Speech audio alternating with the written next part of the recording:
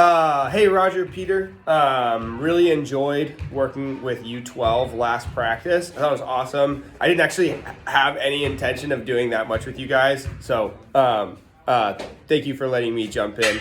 It was really fun. I was just thinking about that, and I know, Roger, we chatted, and you say you sometimes have trouble coming up with drills. I just had kind of a thought for how I would probably run the next U12 practice if I was the coach. So you don't have to do this plan, but you can kind of either use some of it, all of it, none of it. But this is probably what I would do and kind of why, just so it's helpful. It might be helpful to you guys. Okay. So I'd probably start with that circle game. And Peter, I know you were there early. You didn't have cones. The circle game really does work best with cones. And when you get the numbers right, the cones give a clear parameter. And ideally, you also have pennies, which I know you guys don't have right now, but we'll get you pennies. You kind of like designate who the taggers are, and then you're kind of playing keep away. If you're not sure, maybe ask Paul and Joe. They played the circle game a lot, and they know what it's like. Maybe one of them could bump over and help U12. You could also just like maybe watch U14 doing it for a few minutes and then carry the concept over to your kids. But I'd probably try to start that kind of like you did at 4:55, and then up to you guys, but I kind of usually let it run a little bit just because it's really fun for the kids. They can get loose. They can just enjoy the first part of practice, starting with the game, that kind of thing. And then in terms of numbers, it helps getting the numbers right, and you'll kind of get a good read on it of what works best for your kids. But I tend to think at the U12 level, it's like maybe 4v1 or 4v2, then like 5, 6, 7, even 7v2 is probably going to work pretty well because it's hard for them to pass. They're going to drop the ball a lot. And as long as the taggers are pretty aggressive, which you want to encourage them to be, you don't need more than 1 or 2 of them for it to be pretty hard for your offense. So that would be kind of my guess. And you can always, if you have more kids, quickly split into like 2 groups potentially. Up to you guys, whatever works. But anyways, that's the thought. Circle game. I think it's a great. I think that will work well with U12 when they get the hang of it. And then partner passing, which you guys did, and I thought was good. But I wanted to point out two things because I did see some kind of issues with the passing technique, and I found this really helpful. You can obviously watch the passing technique video in which I break it down. But when I was talking to my students this year, I found just hands and elbows, repeating those solve most of the issues. So for the hands, the 2 main points are fingertips pointing down and palms towards your target. And that kind of prevents them from doing some kind of like basketball pass here. Or sometimes they'll kind of hold the ball in a weird way where their palms aren't towards their target and they're really weak. So hands means palms to target, fingers down. And then elbows at 90 and elbows out. A lot of the kids are passing straight armed in the U12 level. Your better players and more experienced players are doing pretty good. Their form looks good, but a few of the newer kind of guys, and when you're not looking, we're getting a lot of straight arms and a lot of tight elbows, kind of flinging like this, tight to their sides, or straight arms. So elbows is really the biggest one. The hands can help you to fix a lot of the more minor things, but the elbows is the big one. Elbows out and elbows at 90. It's super important. And something you can do, you could do this as a little like pre-warm-up drill. You could have your kids clasp their hands by their belly buttons and tap elbows like this, like they each have a partner and they're tapping elbow to elbow across. It's kind of a silly little mini drill, but it can work to force those U12 kids into this shape of elbows out, because that's what we want them to be doing when they're passing, getting the elbows out and bent. And then another thing I noticed when they were doing their partner drills, you can't really see my feet, but they were all shifting their feet a lot as they were passing, and it messes with their technique. So tell them to keep their feet totally planted straight and still, straight towards their guy, and pass like this. And then if you want to progress it, you can then, if you've got 2 lines, like I'm passing, I got a guy next to me, you can have them all turn sideways, and then they're doing a sideways pass like they would in a rugby game, and have them all turn one way. So like, let's say they're square, straight in front of their guy for 2 minutes, passing just like this. And then they turn this way for 2 minutes, passing sideways, turn this way and they're passing sideways. So one of them would be doing left-handed the whole time, and the other one would be doing right-handed the whole time.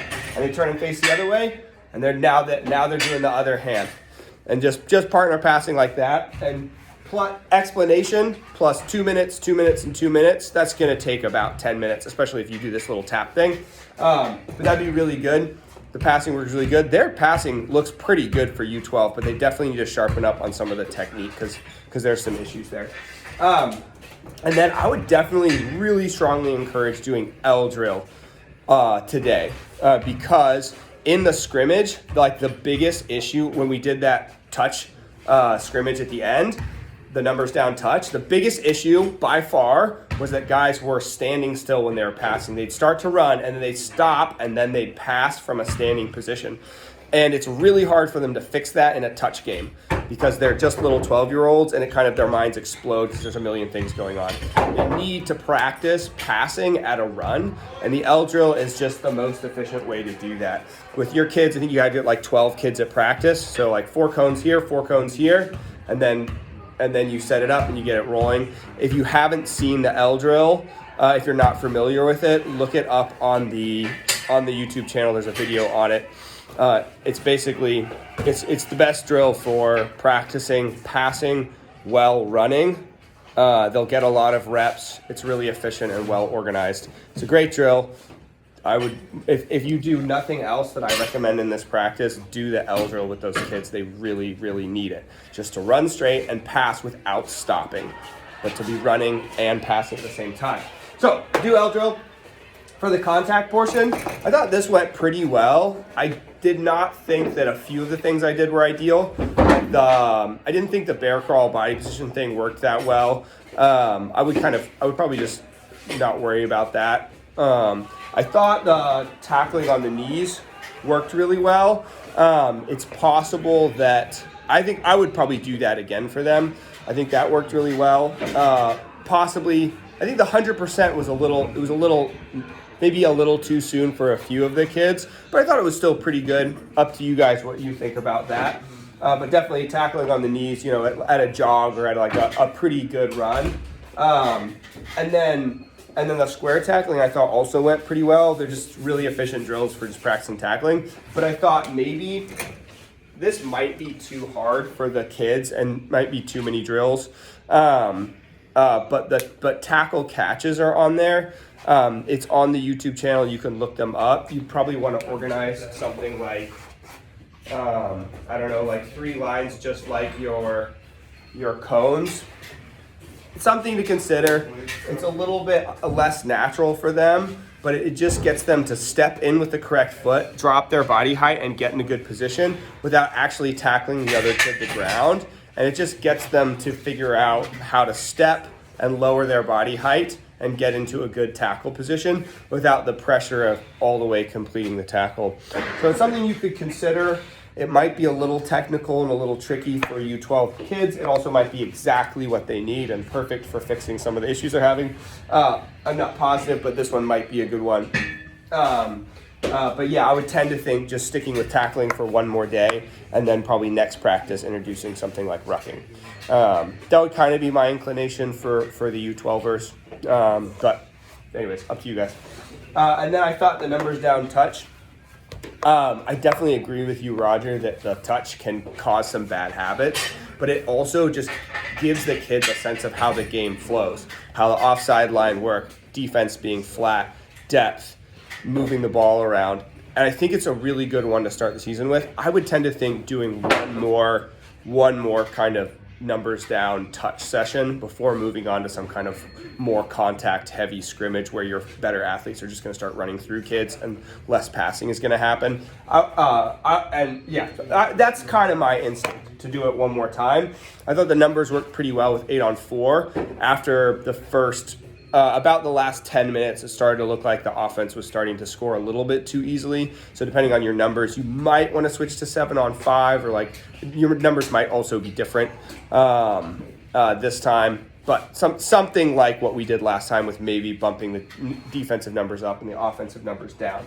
The other thing I wanted to mention for rules, I thought about it last time, but I didn't because I thought it would maybe just kind of be too hard on some of the less experienced players. They'd mess up too much and it would be too hard on them. But I thought of introducing a rule where if you pass the ball standing still, you automatically lose. Like the offense immediately, it's like, oh, stop, nope, you pass the ball standing still, reset. That's like a knock on or something like that, where it's a reset and a mistake.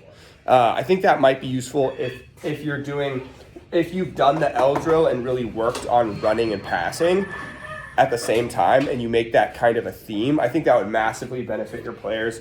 I think other than that, if you even just took that one mistake out of that touch session, I thought it went really well. The biggest issue was second biggest issue was those newer kids just like zigzagging and running all over the place. So getting them to run straighter.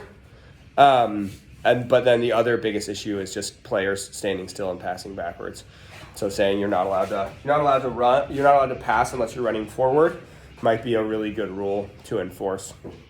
And then it might melt their little brains, but you could also potentially, if you run past one of your own players, make that a penalty. But I don't know, that might be a little too much for them at this point.